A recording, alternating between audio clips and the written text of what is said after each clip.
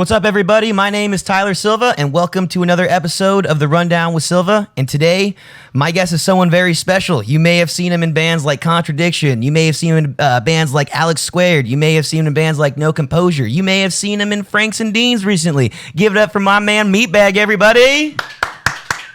What up, dog? What's up, buddy? Not a lot. How you doing? Good, man. It's really good to see you. Likewise. It's been a long time, buddy. We really haven't hung out in a while. No, we haven't. It's been a while. It's been too long. I think the last time that we really kicked it and had some beers and just hugged and did all these things was when I was on crutches. That's I was when you threw me that beer and I had. Oh my god! Do you remember that? Yeah. Yeah, dude. I was trying to remember. I was I do remember him hobbling around. Yeah, right, I remember. Hey, yeah. Since we're smoking weed, cheers, buddy. Cheers, fucking my friend. A. Good to Cheers. see you, dude. Yes, likewise. Woohoo, dude. So you've been one of the busiest man since the pandemic. Not as busy as Shoei. That's true. That dude's. I take back what I said. Holy shit. That dude's fucking busy. Happy birthday, Shoei. Yeah, happy birthday to Shoei. If he's listening to this, we recorded this on his birthday. Yeah, technically today's his birthday. Yeah. Yep. Dude, so, okay, I gotta ask right off the bat, and I hate going right into the really good stuff, but you're in Franks and Deans now, dude. Yeah, I am. How did this happen? So it really isn't anything too fancy. I straight up called Haas and I just told him I'm your drummer. They were in need of a drummer, and I'm friends with them, so I just told them I'm the guy. I'm the guy who's willing to commit my time to being out on the road with you guys and doing what we got to do. Well, you've got a little bit of history with these guys. You've seen them and played with them plenty of times, right? Yeah, more times than I can honestly count in my head. Wow. So out of Vegas, and there's a little twist on this band. Can you explain the band just a little bit for people who haven't heard of them? So we are a punk rock band that does mashups and covers of old Rat Pack songs. So yeah, that's pretty much it. We just do cool twist on old songs, and then you'll hear us sing Frank Sinatra, and then we're playing Green Day riff or something. It's just good mashups, you know what I mean? That's so sick. And I knew nothing about mashups or the Rat Pack prior to this band. How long have you been in now? Since November, so about 6 months now. That's crazy, dude. And you've been, so for anyone who doesn't know, this band is located out of Nevada. Yep, Las Vegas, good old Las Vegas, Nevada. So you've been traveling to go do these practices. Every week, sometimes every other week. No shit. Every week I go to Vegas. Frequent flyer miles are going up. I wish. You, I did fly quite a few times, but I've been driving lately. Do they have a kit for you, or are you packing your whole kit on the plane? So I have my studio kit at Cosmic Soup. I have a touring kit, and then I have a practice kit. So I have 3 different drum sets that I have access to. I technically only own one of them, but I don't bring anything with me at all. Really? At practice, there's an entire kit set up for me. That's awesome. So that's perfect, yeah, dude. I know, and it's helped save a lot of fucking time and obviously money, because when I was flying for a bit there, I don't have to bring any. I bring my personal item on the plane. That's it. That's awesome. Because I'm back home the next day. So you're only out there for a day, quick turnaround trip. I get there early afternoon. Usually just go hang out with Bob or something, or go hang out with the boys. That's awesome, dude. Yeah, we just hang out, and then by the next morning, I'm either on the plane back home or I'm driving back home. Lately, I've been driving though, because I just didn't really want to be around people. The plane started to get pretty packed there. Yeah. I flew 6 fucking times round trip. I was really surprised. And no offense to anybody that's a little paranoid on the pandemic, but I was surprised to see you on a plane. I still had antibodies from when I got COVID, so I was fuck it. Oh, yeah? and I just fucking had this awesome opportunity, and if I gotta fly on a plane to go out and do this, then I will.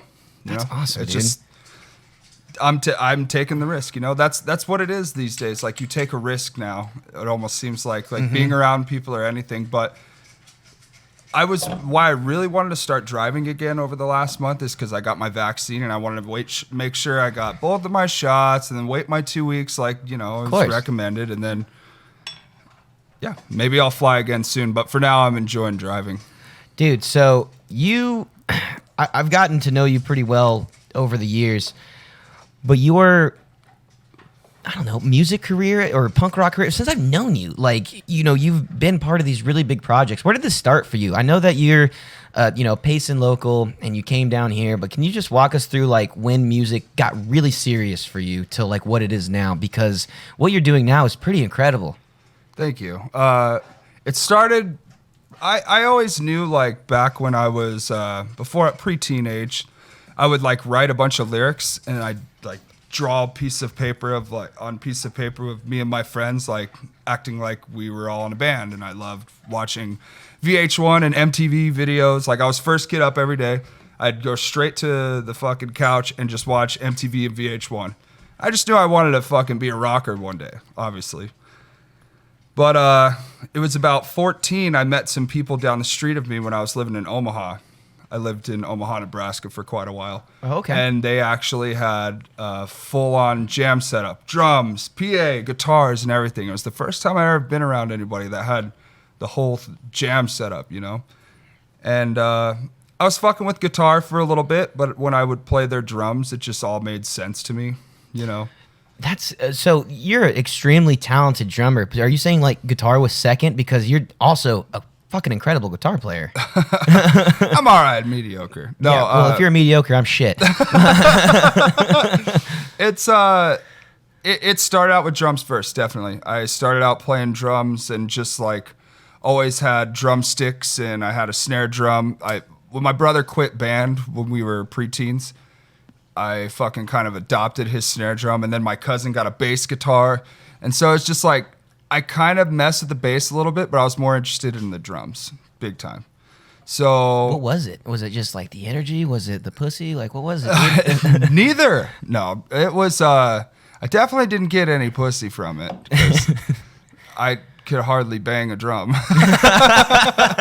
But it was essentially just how it made me feel. Like, I'd always sit around and just kind of like find my thing in life. Like, some people had sports, and then some people were super into video games, which I've found myself into over the last couple of years. But I knew the second I played like a drum or I played an acoustic, because I got an acoustic when I was about 15 and started playing drums technically when I was about 10. But as soon as I would like engage a musical instrument, I just knew it right away. I'm like, oh, this is for me. This is my thing. Football isn't my thing. I tried baseball. I tried sports. My brother's very fucking athletic. He's a straight up bodybuilder. And sports just wasn't my thing, Yeah. It was just, you know how it is. It's just music. No, for sure. Music clicked for me. Yeah, I played football like most of my life up until my freshman year of high school. I played a lot of football. My stepdad was a big football guy. My brother played football all the way from, when we could play flag till he was on senior varsity. I fell out of football pretty quick, and I wrestled varsity for a bit my sophomore year and wrestled a little bit my junior year. But once I was on my own, because I wasn't living at home, I think it was like right after my sophomore year. I was like 16, and for me, it was all music there. I started playing guitar when I was really young, like 11, but I took music way more seriously when I didn't have to do sports anymore. Gotcha. And I think that's just what I wanted to do more. You kind of come to that decision in your life when, like you say, you grew up around a lot of sports and things like that and try things, but music is a very special niche. Yeah, I found myself smoking weed and playing acoustic guitar at about 14, 15 years old. And as soon as those two things aligned, I was done with sports. It's like, this is just not my thing anymore. And don't get me wrong, like, I do love, like, a couple of my buddies, we always talk about, like, going to play basketball sometimes. And, like, I do love sports, and I'll actually watch it from time to time. Yeah, and aren't you a 49ers fan, too? Yes, I'm an all San Francisco fan. And that gets me hated pretty easily living in Phoenix. I'm a Raiders fan. Do you know what it's like for me? and that was my brother and my dad's team growing up. When my brother's older than I, and then my dad kind of like raised my brother on Dodgers and Raiders. So when I kind of living in Nebraska or Omaha? Well, we're in California. I was technically born in California, and that's where we kind of started out. Oh, and then we ended up going over there to the shithole. Okay, gotcha. It was boring over there. It wasn't fun. Well, it sounds like you're in a better spot now. It Oh sounds like yeah, your life I is love nothing but Phoenix, fun. dude. Yeah. I mean, I could live anywhere I want. I could live in California. I could live in Colorado. I could live back in Omaha. But I like Phoenix the best. So things started clicking for you in Omaha? Yeah. Okay. So when I was, it really clicked when I got an acoustic guitar. I got one for my 15th birthday. And my dad was living in California. He was living in Riverside, and that's just all I see in my head. Moving to California, playing guitar. It's like, I'm fucking doing it. And my mom was kind of on a rough road at the time, too. It was like right before she did her last prison sentence. So it was time for me to figure something out. It's like, do I stay here while the ship is sinking? Because, like, my childhood then was fucked up, just with my mom, you know, being addicted to drugs and, like, just doing a lot of illegal shit, and that she did her time for. And has overcome, and is like fucking amazing woman. I've met your mom. Superhero. She's a sweetheart. Yeah. Yeah. You wouldn't even guess that woman went to prison twice and did like long prison sentences. It blows my mind that you're even telling me this because she's sweet as pie. Yeah, she really is. She's like my idol. Like her fucking sense of positivity and like just saying fuck all the bullshit is just something I wish I could have. But I just emotionally involve myself into too much shit. Happens. We're musicians. You know what I mean? Yeah, exactly. But yeah, I came to like a crossroads, like stay here while the ship is sinking, or go to California and try this thing out. And I went to Cali, and I ended up meeting up with some really good people out there. Met a friend named Scoot, and he had that same passion I did right before I got a guitar. Just like super stoked about music and stuff. And I was in love with Nirvana Nevermind at the time. So I'm like, yo, listen to this album. You should play bass. I'll play guitar and we'll start a fucking band. Like these guys don't even play complicated stuff. We can write some good songs just with like 2 to 4 chord songs, you know? Yeah. And we did it. Hell yeah, dude. And it was just him on bass. I remember, dude, like I even went to the pawn shop with his mom to pick out his very first bass. He got like a Schecter bass, and like, it's super exciting for us at the time. And yeah, we didn't really like play any gigs because we were 15 years old, but we did play in the art room after school one day. And like my dad's friend was a musician, and he brought in like a PA for us to sing out of, because we didn't go further than an acoustic guitar and a bass plugged into a little 15-watt practice amp. Right. Which was a guitar amp. Yeah. You know, we did a bass amp. What? Yeah, right. We knew nothing about the difference. It's one of those things too. I remember like being a kid and when I was playing with one of my hip hop guys when we were in high school, we went and played like a rec center, and I had like my Digitech multi-effect.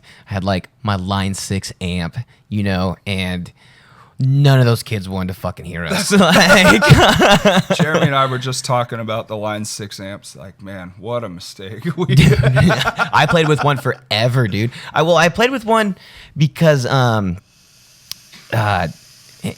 shout out to our boy Mike.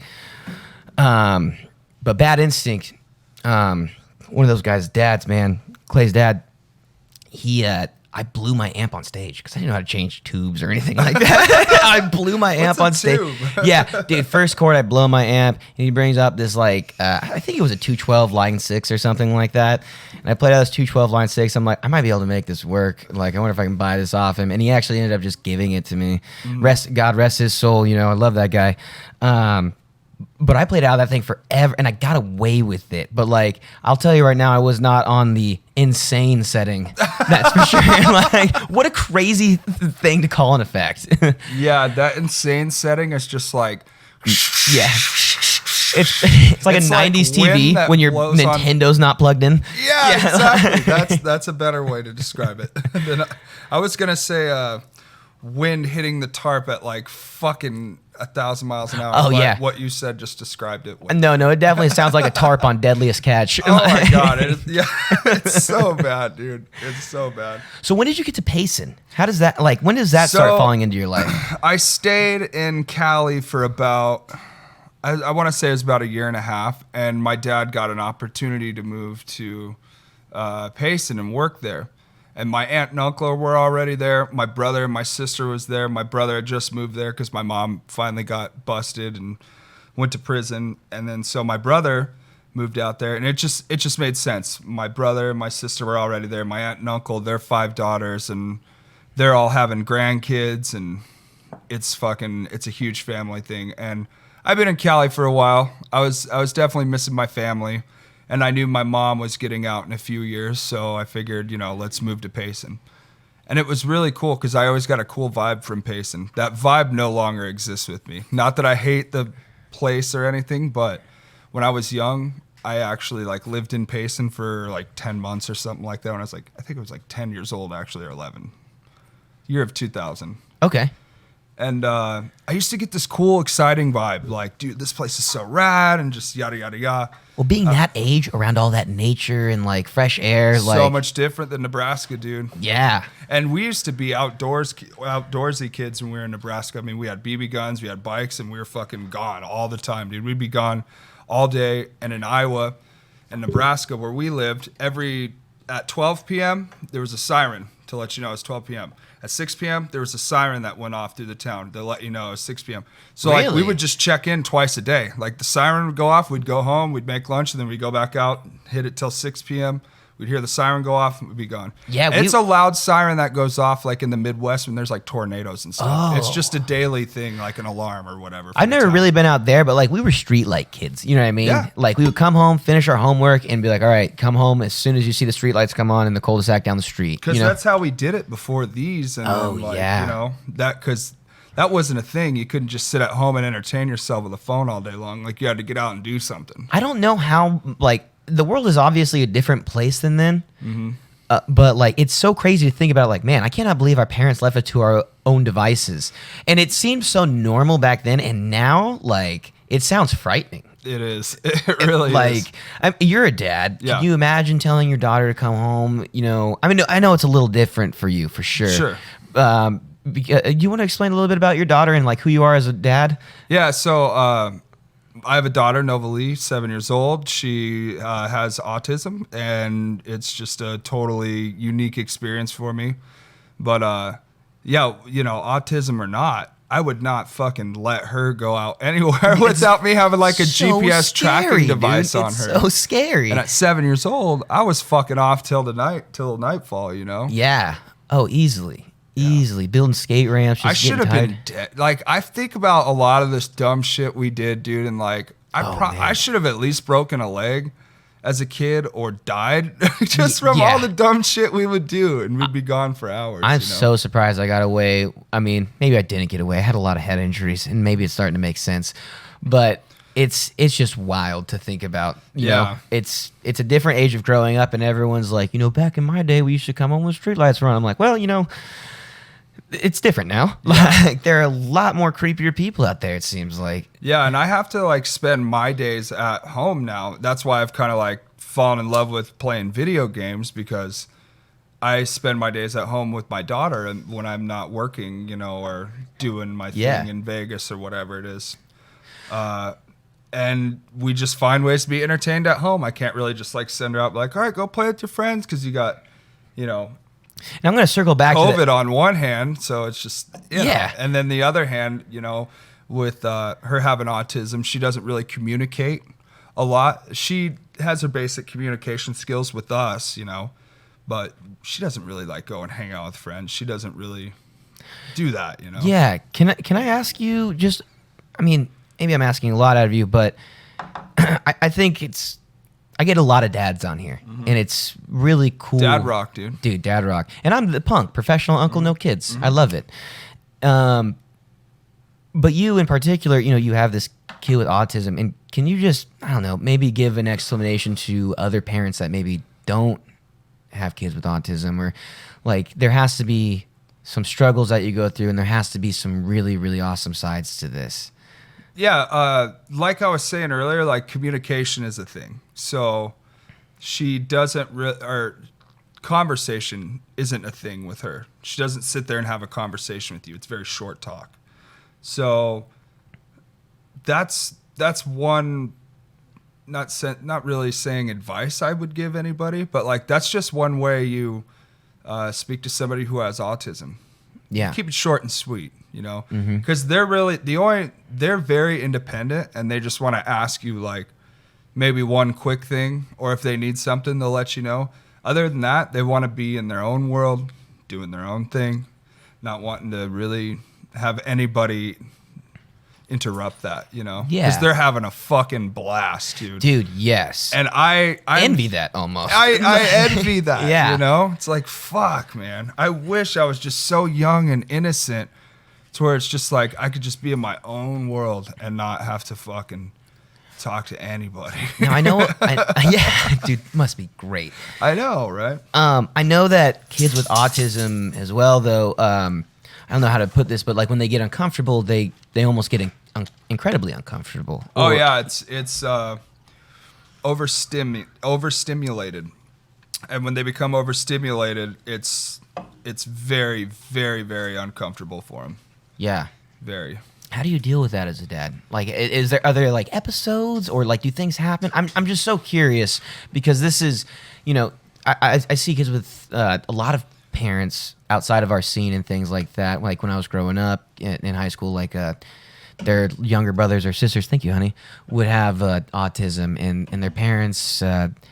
I would go to parks with them in public places, and I've seen them have little fits. And so much autism is different, but Oh yeah, the tantrums can be intense, dude. really, Yeah, but I have a lot of patience, and I know how to I know how to be able to handle my kid to where she doesn't go from 0 to 10. I spent enough time with her to know how to help keep her calm, you know. And it's Yeah. not spoiling her; it's just talking to her and just like being nice, you know. is there anything in particular that calms her down? Like, Drawing. Oh, She cool. loves drawing. how cool is that? We've probably got like an entire stack of construction paper and like pencils and markers and pens, like just all sitting on our fucking dining room table. We eat around her area because that's her fucking art area. Yeah. dude. How cool is that? That and like she likes to set up. She has this like dollhouse, right? And she has all these little knickknacks from all her toys she's been collecting over the years.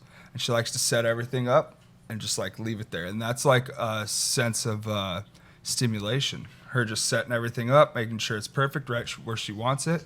That makes you really feel very comfortable and accomplished. And do you when you say stimulation, is like, did it have to do like with like textures that she's touching, or? It could be textures, or it could just be like that guitar on the wall right there is like just not right for her vision, so she'll have to really? fix it. Yeah. Wow, that's almost incredible. almost like what you would call OCD.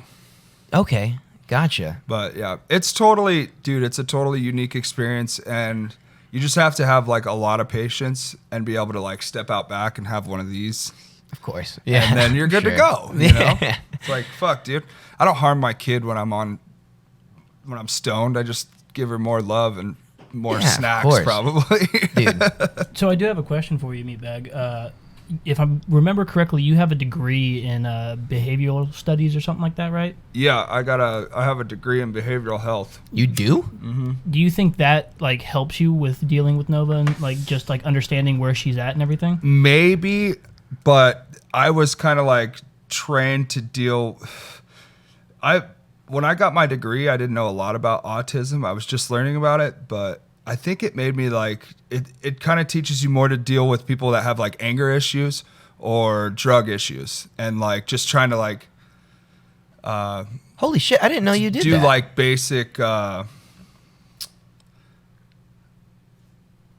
hygiene and like responsibilities, like saving money and like paying bills and like doing shit like that, Wow. you know.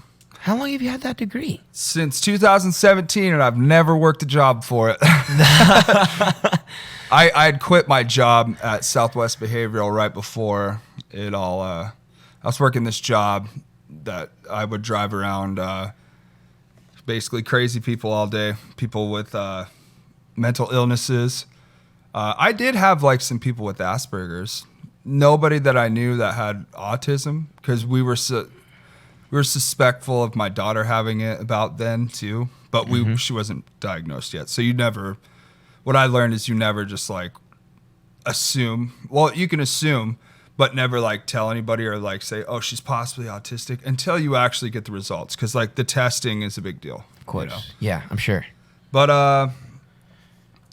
yeah, I've had that degree for a while. I didn't know basically just like worked with like drug addicts and people who just needed to be taught like basic responsibilities and stuff like that. And then as soon as I got the degree, I quit. Really? Yeah. It just like, I like it, and I still, from time to time I'll like see if I'm interested in working in that field again, and then I think about it for about 2 minutes. I'm like, no. I think a little bit of like knowing that, and just from what you said about your daughter, every time I see you open new chapters to your life all the time, whether it be a project or a step in your life, you coming from Payson to Phoenix, or you joining these bands, or it's really cool to watch. And one thing that I thought was really fucking cool is how you carried it over into video games, that I wanted to circle back to, because you're starting to get a little bit of traction on this fucking streaming, and you're doing giveaways. And you had mentioned to me that you were able to get like a kid a headset or something. I thought that was so cool. Yeah, it's just, just trying to do nice things. And streaming, rather, just has taught me to be more of a kind person, I think streaming is really important right now, which, oh, yeah. It's been important as fuck for me, man. I mean, it helped me get through 2020 because it was a boring year for me. Yeah, it's a form of interaction. Because not all kids get outside anymore, and you can say what you want to like the parents and stuff, but people still need interaction, and a lot of those people are kids on Twitch, and they're seeing someone kind of to look up to a little bit playing their video games. That's so cool. Yeah. I think it's really, really cool. And how did this pick up for you? Like, you're a pretty busy guy, so to pick up a controller, and not only that, you're ranked like 500 on Apex Legends. With like, I see what your rank is. Like, you're good at what you're doing. I haven't stopped playing since y'all introduced me into the game. I did, and it showed today. I was like, oh my gosh. You three did, Austin, Justin, and you. Dude, it was so crazy. Because I play first-person shooters and stuff, and I'm not that bad. I don't know what's going on. I got to dial in my sensitivity. I don't know what's going on right now, but like, I'm not that bad usually at games. I feel like I just started playing first-person shooters again. That's funny. It's hilarious. But walk me through a little bit of like how you picked up streaming, because it's great to watch you. I love watching you. I will say this. I popped in on, I have to give credit where credit's due. As soon as Aaron Jones... Which is definitely part of the little streaming. It seems like everyone in Twitch streaming gives credit where credit's due, and they shout a bunch of people out. Oh, yeah. And it all starts with Aaron Jones of FOL. That's where it starts. And that's where it pretty much ends, because, I mean, yeah, there's a lot of other people I could shed some love on and talk about. But where it starts and ends is with that man, because as soon as I seen him do it, and I started to get into gaming, and I knew that I was pretty fucking good at this, and I wasn't just like, oh, I'm just doing this for fun. I was like, no, like, I actually can take this a little seriously, like being good at this game and like talking to people, And shout out to Aaron Jones real quick of FOL. You might find him on Twitch as Biomag. Yeah, exactly. And Biomag inspired me to do it. So I started off on my little PlayStation 4, and I bought a fucking PlayStation 4 camera, and I'd read chat off my phone, and there we go. And that's like where it started, And I keep doing it. I'm doing it 3 times a week, Tuesdays, Thursdays, Saturdays. And it has its ups and downs, because when you're a streamer, and literally we're in the middle of this pandemic thing, there's so many fucking other people doing it. It's like tripled or quadrupled. I'm not sure exactly what the numbers are, but it has gained a lot since all this shit started. And it's crazy because, I'm a PC gamer, and I see it when I was trying to get like additional parts or graphics cards or cooling fans or anything like that, capture cards. And prices were just going up because so many people were buying them. Yep. And a lot of those materials are imported, and you know how the pandemic was. It was wild to see such a surge in things like that. And honestly, only so many good games to come out. Everybody had extra money and nothing to do, and they couldn't leave their houses because everything was closed. Yeah. So what do? Buy fucking computer or a PlayStation 5 or one of the new Xboxes or whatever. Exactly. And just play fucking video games because you can sit there on a headset and still bullshit with your homies, you know? Which is the best. Before I even hung out with you today, I essentially kind of hung out with you this morning. Yeah, we were just... And Guyver, and we played a few games. Which is games great, together, dude. yeah. It's so good. Like, especially like if I'm going to sit down and play a game, like, why not, first of all, make something out of it, a stream. Second of all, why not play it with the homies that I haven't seen in forever to keep relationships going and just, I love that. Imagine like back in the 64 days, if we were all playing GoldenEye, like all four of us just like hooked up with a headset and shit. That's just Even Smash Bros, Star Fox, Yeah. anything like that. That shit's mind blowing, bro. It's to even crazy. think You know, that's how I met Guyver. I met Guyver on PUBG. about. Really? So I put out because my profile is public and whatever. So when PUBG had came out for Xbox when I was living in downtown Phoenix, which this is what really sucks, we were living down the street from each other and we didn't know that. That's what breaks my heart like kind of the most because now we hang out all the time. Mm-hmm. But I had just put out on my public profile and I started getting really in touch with a bunch of just any music scene from who I knew in hip hop, and I had just started Rundown Roommates, and we were playing shows and really making Rundown Roommates a thing. And I was like, yo, looking to squad up on PUBG. Guyver hit me up. He's like, hey, saw you're in the music scene. Like, if you want to link up, whatever. That's it. I have known him since then. That's so cool. Yeah, like I have. Guyver's a super cool dude. He's a great guy. He's my roommate. Dude, yes. I was there like all day. What was it? Last Friday, 2 Fridays ago, Austin? Like 2 weeks ago? Yeah, last Friday. I was at the Cosmic Soup for like, I don't know, like 8 hours or something like that. We were there all day. I was helping them with the music video. I had some additional equipment that they might need. Tell Jeremy send you the check in the mail, dude. No. Well, it was cool because like, you know, I would just ask them like, hey, you guys good for a little bit? You guys need me? And they're like, no, we don't really need you right now. I'm like, perfect. I snuck into Guyver's room with him and Snooty and just started laying down tracks with them Tight. and stuff. And, you That's know, just cool. being creative. And then I'd come back out, be like, hey, we could use your help real quick. Like, sick. I was like just having a blast. It was fantastic. Yeah, I fucking when he moved in, I got so inspired to get my room together because my room was so fucking bland at the time, dude. Yeah. I'm like, oh, I gotta do something. Guyver's got fucking sound pads on the walls and like dope ass lights and a soundboard. I'm just like, all right, it's fucking time to do some lights. So I went and got like a bunch of rope lights and fucking dope curtains and just did my room out. And I'm like really happy with it. I love the way it looks. And that's because of Guyver. It's so crazy. It's crazy how things just start to become full circle, especially in my life. Like a lot of things have become ridiculously full circle in my life. First of all, I remember the first time going to the Cosmic Soup in the garage with you and Gio when I had just met you guys. Oh yeah, it was and Billy. Yeah, we went back to Cosmic Soup after a show and just fucking hung out. Crazy. And we were working on a record at the time too. I think we were working on like self-made. No, we were working on a Squared record or Contradiction album. Well, there was. I can't remember. I did get a sneak peek of a Squared record. I do know that, and I think it was what's the one where you have Hillary Clinton on? And what the fuck is it? It's Hillary Clinton and Donald Trump. Oh, No, it's the Lead Balloon. yeah, it was the Lead Balloon. Wasn't it I want to say it was the Lead Balloon, but I could be way wrong. Okay. It was either that or it was Self-Made Disaster. One of those two albums. I feel like you were around for when we were doing Self-Made Disaster. We started that process. Because I remember Chris Daly being around for when we were working on the Lead Balloon. Maybe you were there too. I don't know. We went back to that fucking goddamn garage so many times, dude. Well, I just remember because I was so new. Like, I was so new to everything. Like, do you want to come back with us? I'm like, I have nowhere to be. Like, of course I do. And you were on the west side, too. You were living on the west side, too, I remember. And I don't know. We've gravitated towards each other ever since we fucking met. Yeah. You know? Been super fun. Since we met at the Marquee, since everything. Yeah, dude. It's crazy.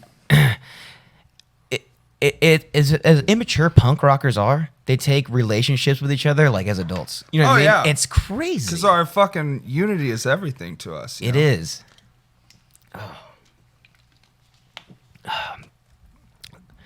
Dude, I can't believe. So you're all vaxxed up. You know, I'm sure that no matter what, Franks and Deans is looking at either being ready to go here soon, like ready to rock. What does the future look like right now for you? I just want to know because, you know, you're a part of a few other projects. Aside from Franks and Deans, let's talk a little bit about, you know, your projects that you've been in. You know, Contradiction, I know you do No Composure, and a handful of other projects. You have some solo stuff. Like, how do you make all these projects fit? And can you explain a few of these projects to you and how you make them fit? Because it's crazy. I know you're about to get even busier now because being with this band, Franks and Deans, as soon as this is all over, you're going to be all over the country. Yeah, it's a lot, but I couldn't be doing anything else. The only things that I've really been focused on lately is just acoustic stuff and Franks and Deans. I haven't been doing any No Composure. And then I'm not doing my Solar Coaster stuff anymore. But that was fun. I used to write a bunch of like prog metal shit for that. Yeah, that was really good. I was in tunes. Squared for 7 years, you know? Yeah. And right before, or it was like right before Franks and Deans, like a couple months before Franks and Deans, that's when I parted from Squared. Obviously, we're all still homies. Really good Besides times. Gio, I'll have to take that shovel and shove it up his ass You when I should, see him. dude. You should. Yeah. Don't spit on it unless I do. I'm not saying anything to him like on our podcast yet because we're doing our podcast still. But when I see him, I'm going to find the nearest shovel and I'm fucking him up with it. But so honestly, I haven't had a lot going on. I usually was. I usually was the busiest fucking guy in the room. Now, just Franks and Deans takes up a lot of that time. And I want to be like 100% focused on that too. You know what I mean? Of course. Because it's a big responsibility. Like, just we have to go all over the place and do this thing, you know? Yeah. Have you noticed anything? Excuse me. Have you noticed anything that maybe, you know, you're working with an amazing band. Franks and Deans is pretty well known and doing big things. Have you noticed anything that maybe that band is doing that a lot of other bands that want to be at that level should be doing? The only thing I could say is just like booking out of town. Really? Just booking outside your city. That really takes it to the next level. Once you start doing that, then everything else just kind of like falls into place, you know? Yeah. That's a big deal, is just booking outside of your city. That's the only thing I could really say, you know? And I can't say a whole lot only because I haven't really done it a lot with them yet. So like I get the routine. They're training me really hard. Like I've got it in my brain, you know? I'm learning close to 100 songs with these guys. Like, we're fucking busy. We're practicing every other week, if not every week. And yeah, it's just there's a lot to learn for me still. But from what I know of them before I even started, from how much work they've put in before I even started, they just book out of town all the time. Are there any experiences that you had that you can maybe just, I don't know, that come to mind, or you can remember that either made you to this level or like prepared you for this task at hand to join this band at such a crazy ass time, and for you to travel and put in the work? Like, you know, this is going to accomplish a lot for you if it hasn't already. And I think everything you do, you definitely have accomplished something. And when you do something like this, you know, we get to watch someone from, you know, the homies go and do something fucking awesome right now. And it's great. Is there anything in particular that comes to mind that like maybe helped push you to that point? Making my homies proud is like, now that you're speaking of that, making my homies proud is like one big thing for me for sure. I've always loved to just like make my friends proud or my parents proud, you know what I mean? I don't like strive for it. But now that you're talking about it, I'm like, fuck yeah, he's onto something. Like, I do think making your friends proud is super awesome. Like, we all want to do shit to be proud of each other, you know? Like, and we should tell each other that more often too. Like, I'm proud of you for all this, dude. Like, well, thank you, buddy. This is cool, you know? Thanks. And I know that you're kicking ass at it because you're doing it every week, just like I'm doing my thing every week with Franks and Deans. Yeah. But, it's just, music was always number one. Obviously, my family is number one. But outside of my family being number one, music came first. There's no exceptions. Yeah. You know, it's like I got my family because they'll always be there for me, and then I have music. That's it. That's all I ever wanted. So it's just kind of like just naturally training your brain for that. It's just, I guess it's just that desire. Like I've just desired to be a fucking traveling musician my entire life. I've wanted to do that forever. It took me till I was 30 years old, but Yeah. you know, I finally have like figured it out kind of, you know. Is there like, so it's so crazy because like you were talking about sports and, you know, like when you look at that Jordan documentary that came out, The Last Dance or whatever, like he was like aggressive and like, you know, like competitive and like, you know, and that's obviously a whole different realm, you know, playing sports. But is it like, is there something like, does there have to be like some sort of crazy backbone or something? Is there some sort of aggressive drive in this too? Or is there something like flip side to it being an art, you know, like music? Yeah, it's definitely like an aggressive drive because I don't want to like fucking fail. And that's like my biggest thing. It's like, I no matter what, I don't want to fucking fail at this shit. Yeah. I want to be a successful drummer or guitar player in a successful band. Somebody else's measure of success may be different than mine. You know what I mean? Not that I would think that somebody who just wants to play locally is unsuccessful. Like Yeah. you can be super successful being in a local band. You can make a lot of fucking money being in a local band living in a big city. A lot more than being on tour. A lot more. But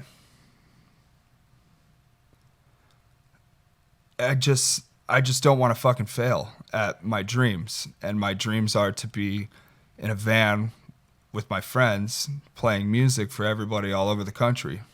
What do the sacrifices look like when you have that kind of drive? Just a lot of time. I just know that I have to like be away from people that I love for a while. Yes, I'll be with my band, but we're going to be sick of each other at some point. You know what I mean? Because that's just how it is. Like whether it's a job, whether it's going on a road trip with some friends. Like, dude, I've been on road trips with friends knowing that I'd be home in 2 days, but I still got fucking irritated with this dipshit, you know? Yeah. It just happens with everybody. Yeah. So I'm just kind of like mentally prepared for all that, I think. I hope. Are you ready for, you know, and I want to ask this because, you know, I just see you take huge strides in what you do. You know, each step seems to be bigger than the last. So are you ready for, you know, being away from the family for, you know, long periods of time and, you know, having a daughter with autism and your wife back home? Does that scare you at all? Oh, yeah. Yeah, I'm just like, just not being there. Like, I know the first tour might be fun, but by like second or third tour, I know I'm just going to be like, fuck, I'm away from my family. Yeah. It'll be fun as fuck, dude, but it's just that art of balance you have to have, you know? I just got to try to like, just like do the best I can with keeping in touch while I'm on the road. Like, you know, FaceTime's really good these days, so. It seems like and this is even where I struggle, but sometimes, and I don't even realize that I'm doing it, but one day I'm prioritizing one thing over the other. You know what I mean? And I think that's where I'm struggling with balance lately is, you know, my priorities aren't straight, but all of my priorities are constructive, you know what I mean? And have a following.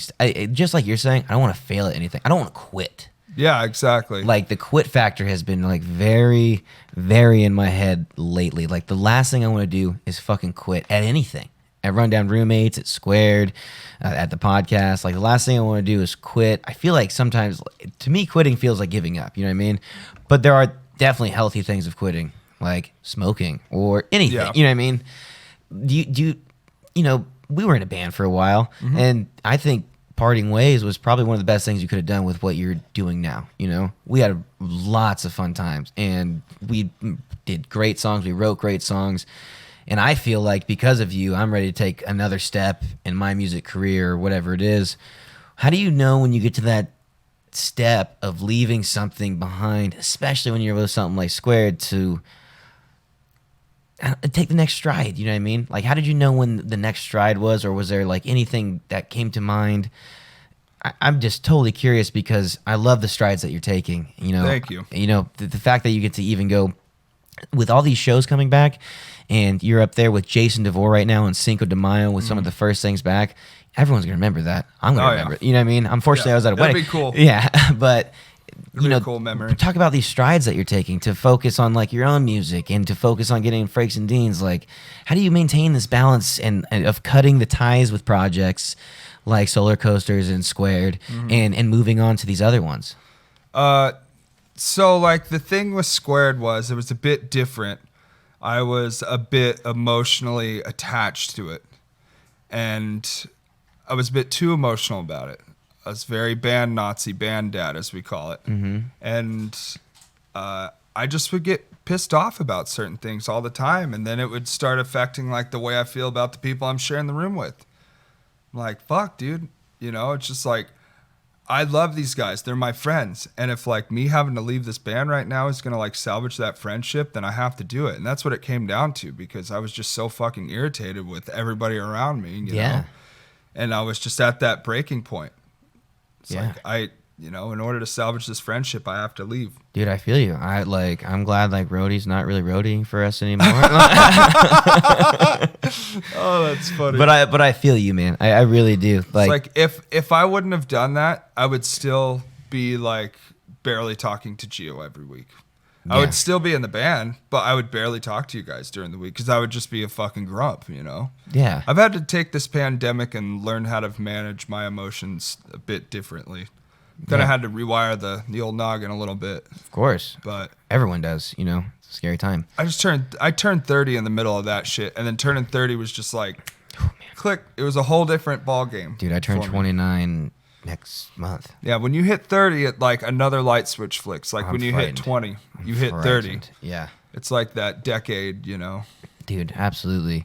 And you know, I think it takes it takes a lot of balls to make those decisions too. When you are so emotionally attached to Squared, and when you knew it was time to step away to save relationships that you have, I think that's fucking awesome. That speaks wonders, you know, for anyone that feels like they might be in that situation. Because I got really weirded out when I heard that a few regiments and bands had broken up or deceased when the pandemic happened. Yeah. And I was like, damn, how do you break up as a band when there's nothing going on? Like, you know, it broke my heart a little bit. And, you know, that goes to every situation, you know. It's a good time to leave because you don't have any obligations to, you know. And then you see all of a sudden, like, this light at the end of the tunnel, like, dude, look at Blotter Vision. Look at this fucking group of guys that just came out and, like, made something off. Like, look at TV Tragedy about to, like, release some new ass shit. Like, it's so... Yeah, that's super fucking cool. Yeah, it's impressive. And I think sometimes when I see that, I'm like, maybe those were the steps that like you were taking, or you know, like maybe those are when whatever anyone's involved with. But let's just say Chris left FOL for you know TV Tragedy, which I'm sure he would never do in a million years. But you know, if he had to do that to make sure he was cool with Chris and Dave and, you know, still pursue his dreams with other people that wanted to work with him or, you know, things that make him feel good, you know, that's a really big decision, you know, anything like that. And when like me, for example, when I came to that decision, I was just wanting to take a different path. Of course. You know what I mean? It's just like, and that's what happens in life, you know? You're young and you think, oh, these are going to be my best friends for life and all this shit. And then you just like grow older and you're like, you know, they're still my friends, but life is calling me to do something over here that will make me happy. And, you know, you and but me. the thing was with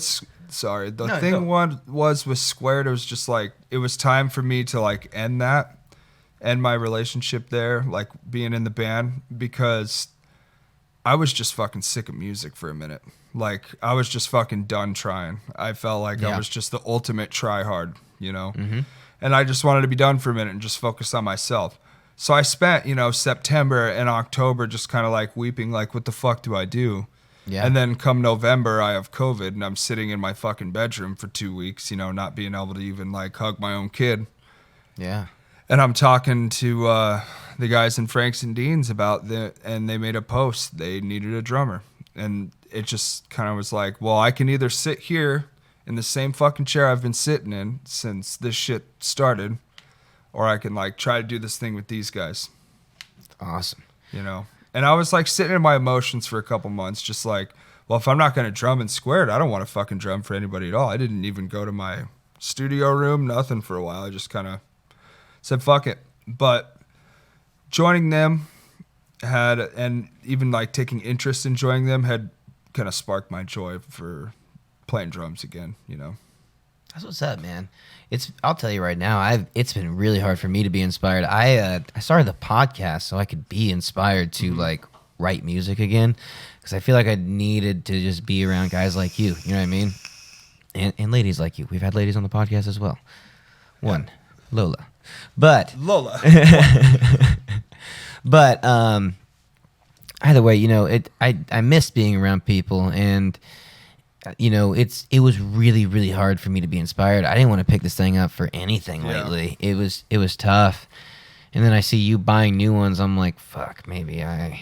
But I've only written like, I mean, I've like, I'm still with the Accident Theory too. And so like, I've written like songs with them during this pandemic. But myself personally, I haven't written more than 10 songs in the last 2 years. I just kind of, since I wrote the last No Composure EP, I've just been. Oh, I've wrote one, writing. and it's a music video, and that was like forever ago. That was like 6 months ago. And like, I really haven't been, I mean, I have like little ideas, and you know, me and Elliot have some things. The great thing is like me and Elliot know we want to write about, and then we'll set a date to go write about it, and we'll knock it out, and it's really fun. But it's just. He's so fucking talented. Of course, yeah, the dude's a fucking nut. But it's just crazy because like I'm not as inspired at home anymore. And I don't know if it was because like I wasn't home so much, and I was like, home. You know what I mean? Yeah. And like, you know what? Like, let me sit here and write something while I'm just here. Because now I'm here all the time. The idea of sitting at home is kind of cool sometimes. And like, that's what kind of. Yeah. Not lately. It was a weird idea. No, not lately. We've been doing this shit for too long. I've been doing yeah. And boy, you let the fucking animals out of their cages, it's going to get wild. Yeah. And that's what I'm afraid of, is everybody just getting fucking crazy because everyone's all been cooped up for the last 2 years in their fucking houses and just, oh, man. Well, dude, so what was Cinco de Mayo like, buddy? It was fun. Just, you know, it was... First show back? No, I actually had one before that. That's right. It was I like remember that. in March, I played like a small gig with Mike Spiro. There was like maybe 20 people in the bar. It was very, very small, which was perfect for me because I was, you know, uber paranoid. It was really fun. It wasn't too many people, but it wasn't too small of a show. Definitely a roaring little crowd. Like, yeah, it was cool as fuck, dude. It was nice to be around people, and it was my celebration from getting the jab. So hell yeah, it was dude. like 2 weeks and a few days after I'd got my second shot. I was like, okay, it's go time. I was like, this is the safest I'm gonna be. I'm just gonna go fucking hug my friends and go play music for them. And I did that very thing, and I had a great fucking time.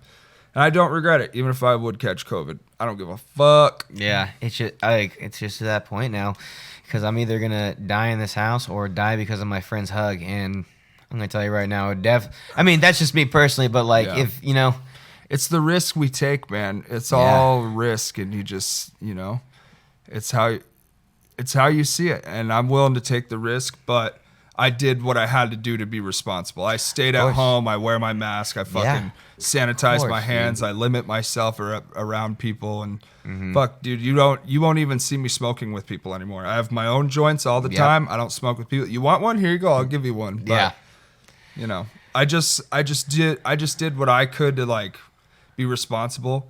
But that's all I can do. And I think what I am doing is the right thing. You know. Of course. And until we know more, you know.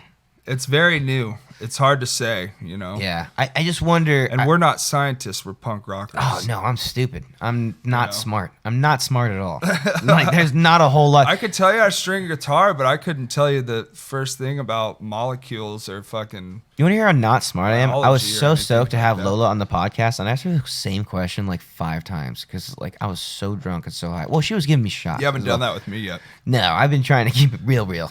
I didn't. Like, we keeping it real real. No, I mean, I had a bunch of shit I want to ask you. I haven't seen you all year. You know what I mean? I mean, I guess I've seen you briefly, but even then, you know, like, I haven't, like, seen you. I haven't had, like, got to sit down with you for... No, we haven't sat down and done this in a while, dude. No, dude, it's been a while. Crazy. You pick up any really good habits during the pandemic or what? I quit cigarettes. Good for you. Yeah, Dude, I haven't had a cigarette since quitting. like December. Jesus, I'm a piece of shit. I started off with the e-cig, and then I quit my e-cig for a while, and now like when I smoke pot, I love hitting it because it gives me that like nicotine rush. Yeah, for nicotine rushes. Yeah, for nicotine rushes. You know, but yeah, that's it, dude. I say that's one of my good habits. It's definitely quitting smoking. Feel a lot better. Was it hard at first? Yeah, it was really hard. It was like, I quit heroin before, dude. Quitting cigarettes is harder. It took me so many fucking times. Cigarettes were harder than heroin. Yeah. Dude, so I said this, like, you'll hear me say this a lot, but I heard this on a podcast, and it makes so much sense to me when, like, ever I hear, like, you should quit or whatever. So one thing that I heard on a podcast one time, just out of the blue or whatever, was that, like, the nicotine, you know, is one thing. But, like, when you smoke a cigarette, you go to do, like, a small meditation, like, I need to go outside and breathe. It is, yeah. And it's like, when you give that up, or, you know, like, you have to replace it with something or whatever. It's wild. That's a like, solid point. That's probably why, like, my anxiety got so high for a while there, because I didn't have my cigarette moment where I'm away from everybody and doing my own thing. Like, Jesus Christ, fuck this. Like, oh. Okay. Yeah, because I would go out, because Jaden quit long before I did. Really? So, yeah, she quit like a year before I ever did. So I would still be outside, like, having my time, you know, with me. Mm-hmm. I didn't smoke a lot, though. I'd probably smoke like half a pack a day. I was pretty good about not smoking too much. I have one because it costs so much fucking money. Yeah, I have weird smoking habits for sure. Like, if I'm playing in my PC setup and doing like a stream or something like that, like I've been doing off and on lately, I really don't need to smoke that much. Mm-mm. And then, like, when I play Smash Bros out here with CJ, I need to smoke like every other round because Smash Bros is stressful, dude. Yeah, it's almost like gambling. Like, I feel like I'm gambling at a casino. Smash Bros is fucking stressful, dude. Yeah, and then like, I don't know, at work I just need one every now and then or whatever. Sure. Yeah. But it's so, helps you get through work. That's for goddamn sure. You look forward to those fucking cigarette breaks, you know? It's wild though, because when we're playing Smash Bros, like, we get really easy beer to drink. Like, we get light beers usually. PBR, Bud Light, Coors, and, you know, between rounds, you don't even realize that I haven't had a PBR in so long, dude. I drank last night. I had some Heinekens with Eric and Cash. We're all fucking celebrating that we got our jabs, and we're like, let's fucking put our Windows 2021 that's all jabbed up in our arms together, and let's watch some cool fucking TV or something.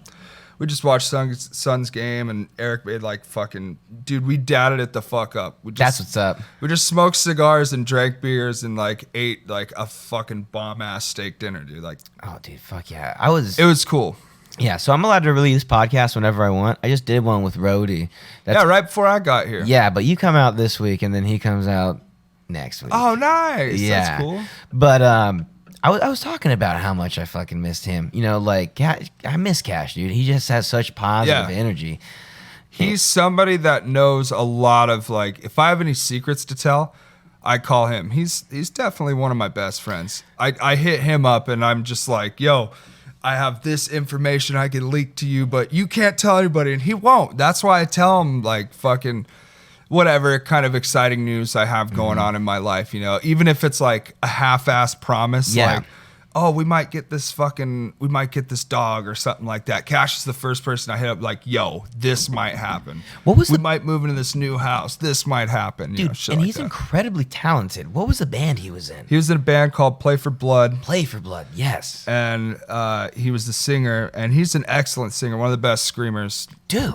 Yeah, he's impressive. great. I've seen some footage of him and things like that. I was like, holy shit. He's really good at it. I'm hoping he gets back in a band soon. We all of us as his friends are always kicking him in his ass, trying to get him back in a band. He just got happily married to his wife, Alyssa. Congratulations. Yes, congratulations, Cash. And yeah, dude, he is one of my best friends.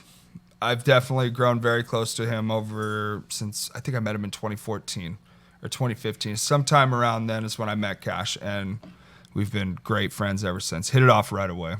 Excellent. Dude, so what? Okay, back to the streaming thing. What are you looking forward to right now as far as games? Just the content that's coming out of Apex Legends. Big fan. What makes a shitty game right now? Right now, you want to get people complaining a lot, allow hackers and bad servers. Like, dude, I uninstalled Warzone. my COD. You already Dude, knew what I was I have talking 3 about. hard drives on one of my computers, and I uninstalled COD. I'm like, I'm not even gonna take the time. I'm not playing it that much. Like, it's fun for a bit, and then I'm like, I do get fucked on this game often by some Yeah. bullshit. Like, it's pretty ridiculous, and I couldn't. Sometimes you have good games. Most of the time, the games are rough, dude. Yeah, dude, that's what I'm saying. And it's like your good game is it feels like a good game. I'm like, I feel like I won that firefight fairly. I feel like I lost that fairly. But like, dude, there are some crazy. I was killed by hackers all the time. Yeah, it's pretty shitty, dude. That's why that shit would piss me off. But you have good days. Today I copped fucking quite a few dubs before I even when I was on Apex, I fucking grinded it out, and then right at the end, I got a dub. I was like, okay, I'm done. That's a good way to end it. We got to win. Just like Vegas. Yes, exactly. Like, yeah. Exactly. Just like when you're gambling, dude, and you like win a little something back, you're like, okay, I'm done with that. I got my Yeah. little fix. And then I switched over to Call of Duty, which I've rarely been playing, and it's just like win, back to back. I'm like, what the fuck? Like, why can't you happen at like the start? Yeah. Like, why can't I just start this stream and be like, all right, let's just crank out the dubs? Yeah. It doesn't work like that ever. What do you think like some of the more balanced games are right now? Like, do you think anything's like way too pay to play? Do you like what is balanced right now to you?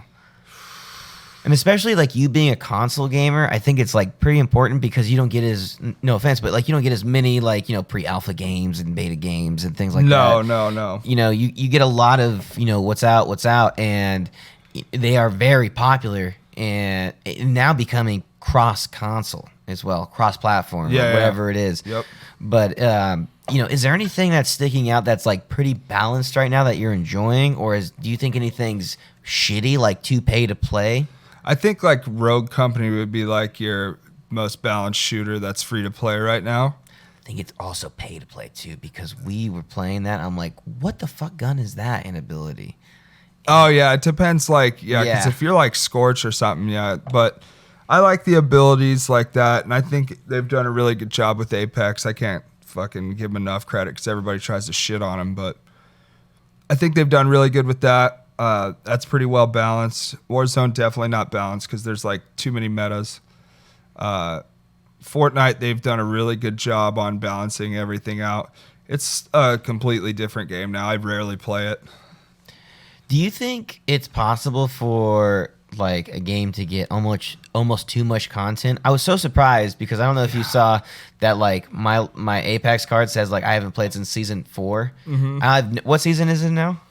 9? Okay. Yeah. So I haven't played in 5 seasons, and I was so thrown off with how much. It's so much. Oh my gosh, it was so much. It's probably hard for somebody like you to come back into the game because of all this shit that has happened since you haven't been playing it. It could be overwhelming. Yeah. I always tell a lot of my friends that a lot of people that haven't played Apex in a while, like I have one buddy in particular, he's like, yeah, I feel like playing a game of Apex with you tonight. I'm like, bro, you don't even know how much shit has happened since the last time you played. Like, you might want to rethink this because you might not have a good time. I looked so fucking stupid today. I'm so glad I streamed for only 2 hours with like 3 people watching. Oh, man, Like, that's funny. We all have our days, dude. Oh, dude, it was so bad. Anything you're looking forward to that's coming out? I don't know exactly what's coming out, but I keep hearing about a Halo Battle Royale. I don't know if that's ever going to happen, but if it does, that would be sick. That would be kind of sick. Some people are saying Battle Royales are dying. I don't believe it. Yeah, I think now it's just also going to be like a game mode. Like if you have Search and Destroy, you also got a Battle Royale. I love Search and Destroy Yeah. too. I jumped on that train so late, but I am a big fan. Yeah, I'm starting to like it in other games aside from COD, to be honest. I know it sounds wild, but like I'm starting to like it, like or like some sort of spin on it And I'm extremely excited for Battlefield 6. Battlefield 6. Yeah, and the new Battlefield. I heard that one's going to be dope. I'm a huge Battlefield fan. I know. And I am stoked for this one because, first of all, they say they're going to have all these different modes and like new modes that people have never heard of that are competitive and things like that. They've scaled maps. Like they've taken everything that they've done in the past and they're going to scale maps correctly so jets make sense and like, tanks and things aren't overpowered, and they're talking about balance, and I hope that would be sick. You know what I mean? Yeah, a lot of these games need more balance and less meta. Of course. I got a question for you. How'd you like the new arena mode in Apex today? I was actually a really big fan. It was fun, huh? Dude, I was like, okay, I could get down with this. Yeah. Because, like, I wanted to, like, get good at this. I'm like, all right, let's go hop into Battle Royale now. Yep, you get warmed up on the arenas. And then Such a good way for the learning curve, too, because you can take a few guns to try them out basic, Yep. like different little... It's like, I didn't like this Volt. I'm going to try this flatline or whatever. Yeah, I did a few good things today. Like, I was fucking with the bow, and like these people were charging us at one point. Like, not when I was playing with you, just me and Guy were doing some duos, and he was coming across the zip line. I'm like, let me try this bow out, and I'm like, oh, I just broke his armor. Oh yeah, the bow's like, so ooh. fucking. I'm like, okay, crazy right I now. can still aim a little bit, but I gotta get better, like at just knowing hip fire situations. You're not playing on controller, are you? No, I'm playing mouse and keys. Yeah, and when you were playing Apex before, you're playing on Xbox. I played a little bit on mouse and key. Oh, so the card that I have right now, like the card that says Season 4, 2 wins, that was mouse and keys. But like, I had my shit dialed in back then. I was playing a different mouse, and now I've been playing a bunch of other first-person shooters, a little bit more dialed in, and I have no idea how to play this game. Right? I have no idea what's going on. But like, I'm better on CS:GO, and I suck dick at CS:GO. Yeah, But it's wild. It's crazy how much just that game has definitely changed for sure. Oh my god, it's adapted to something completely different. Yeah. But I'm ready to see. I mean, I follow all sorts of different little YouTube stuff, but things are always just getting better in this right now. And I just wonder what the next step is or what the next game mode is. There's got to be something like big coming. You know what I mean? Because it's time. It's time. Apex has been around for a while. Warzone's been around for a couple years, and it's fucking ass. Dude. I do like it. I do play it, but it's just like.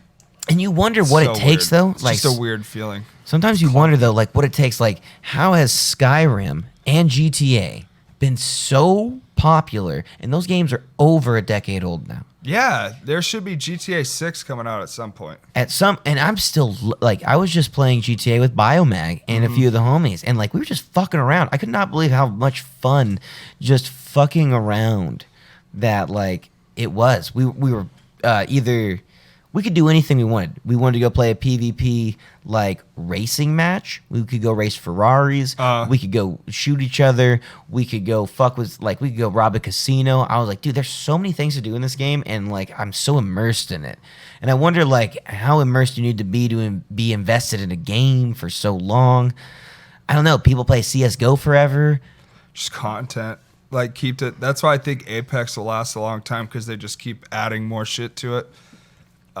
Keeping those long-term players around for a while. And fixing things. Yeah, and fixing things. They listen to their community. Yeah. Community-based games are going to definitely be... they're already becoming more a thing. I'm playing a game called Ground Branch right now. And it's in, I don't know, like pre-alpha or something like that. Mm-hmm. It's pretty impressive, I must say. It's very similar to like a Rainbow Six Siege with some sort of Ghost Recon content. Mm-hmm. And I'm loving it so far, but I think it's going to become something absolutely ridiculous. Right. So what's next, Meaty? What's next for Meaty? Just fucking drumming my ass off, dude. Ready to hit the world, man. Ready to check it out. We got lots of things to do. Nothing that I'm at liberty to discuss yet, but something will pop up, and yeah, we'll leave it at that. Awesome. I know we're going to cut short a little bit because I know you got places to be, homie. So where can we find you? Here soon. At Meatbag AZ on everything. I got Instagram, Twitter, Facebook. What's the Twitch? The Twitch is Meatbag AZ. Okay, perfect. I'm live every Tuesday, Thursday, and Saturday nights. And you're on Franks and Deans. Yeah, I'm on Franks and Deans. franksanddeans.com. You can find everything you need to there. Schedules and all that shit. Although we don't have anything on our schedule right now, but Good, man. yeah, man. Well, Meaty, I miss you so much, and it was really good to see you, dude. Yeah, it so was good to see you. It was really good to chat too. Thank you for having me, man. Absolutely, brother. I'll see you soon, dude. Hell yeah. Thank you, everyone, for checking out this episode of The Rundown with Silva.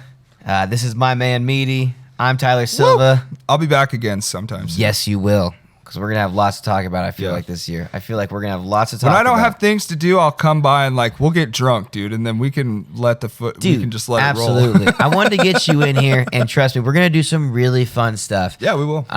We have a few special things that we might be talking out in the future that we might have to use a bigger studio space for Okay. to have more people in, and Cool. it'll be fun, man. But anyways, this is Meaty. I'm Tyler Silva. Thank you for checking out this episode of The Rundown with Peace Silva. and love. And we will see you in the next episode. Bye-bye, everybody. The rundown with Silva. Rundown with Silva. The run.